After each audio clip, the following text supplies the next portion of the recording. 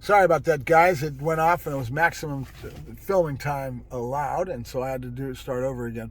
So the dog couldn't handle a trash can that was being bounced at it. Well, it's kind of really well-known things that they do in law enforcement as they build these dogs. They teach them to go through any type of obstruction, right? Chairs, things like that. And they expect the dog to get to a certain amount of toughness so that they don't even have any adversity to that at all.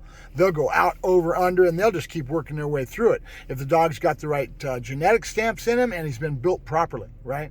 So obviously this dog was showing weakness. And they jumped on that dog. They jumped on the trainer in regards to that. And they didn't respect it too well that this guy had, let this dog go out and was a product that he was putting out and put him on the street with this officer. Now, granted, the dog was with the officer for over a year, so who knows what could have happened in between that time, but the point was well taken. I mean, these dogs have to have a certain amount of toughness. They have to have moxie, and I can get them through that and teach them how to handle that and understand and be aware of consequences and be a lot better working dog. Remember what I deal with. I don't deal with foo-foos, couch potatoes. I can, and I do. I've worked every dog you can possibly have. I worked little Chihuahuas, little Lhasa Apsus. That's not a problem. That's what we do. We bring ourselves down to that level of that pet quality dog. We don't have to do something. I don't want a dog that's a Lhasa Apso to look up at me and be doing what they would in Schutz and have a focused heel, right? So take it with a grain of salt. And I guess the whole thing, if you can't handle heat, get out of the kitchen.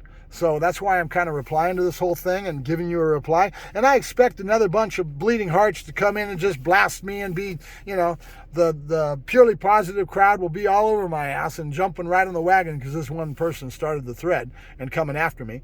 Have at it, There's a lot of trainers out there that are working dog trainers, police dog trainers that understand exactly what I'm trying to say.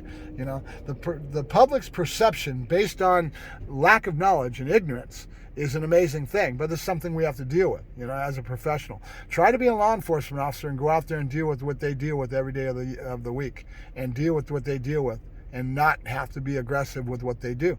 Okay, so it'd be great if you could just say, "Can you come with me, sir?" and take him by the hand and walk him into the jail. It'd be great, but you can't do that. Everything's about safety. Everything's about their safety. They're going home at the end of the night, right? And if the bad guy is such an idiot that he's all popped up on drugs and doing the wrong things to fight what's got to be done, then that's the thing he's got to suffer. Nobody's fault but his own. They made their choices, and if they want to fight, they want to run, they want to do all that, and that's what they're going to end up dealing with. A lot better off just put your hands in the air and say yes, sir, and then deal with it in the court. All right, Mark Ferrasci, Protect Dog Training, signing off. I hope I got my point across to you, and I hope it was well served, and you guys might get more adamant about it and come at me all the harder. I'll talk to you later. Bye bye.